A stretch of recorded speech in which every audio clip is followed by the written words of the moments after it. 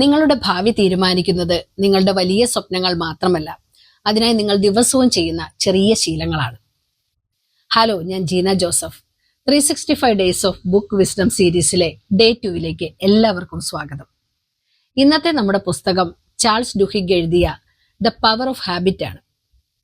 നമ്മൾ ദിവസവും അറിഞ്ഞോ അറിയാതെയോ ചെയ്യുന്ന ചെറിയ കാര്യങ്ങളാണ് നമ്മളുടെ ജീവിതത്തെ രൂപപ്പെടുത്തുന്നത്. നല്ല ശീലങ്ങൾ മികച്ചൊരു ജീവിതം തരുമ്പോൾ മോശം ശീലങ്ങൾ പതിയെ നമ്മെ പരാജയത്തിലേക്ക് നയിക്കും. അതുകൊണ്ട് ഇന്നു മുതൽ ഒരു ചെറിയ മാറ്റം വരുത്താം. രാവിലെ എഴുന്നേറ്റ ഉടനെ ഫോൺ നോക്കുന്നതിന് പകരം ഒരു ഗ്ലാസ് വെള്ളം കുടിക്കുക, അല്ലെങ്കിൽ ഒരു 5 മിനിറ്റ് ശാന്തമായി ഇരിക്കുക.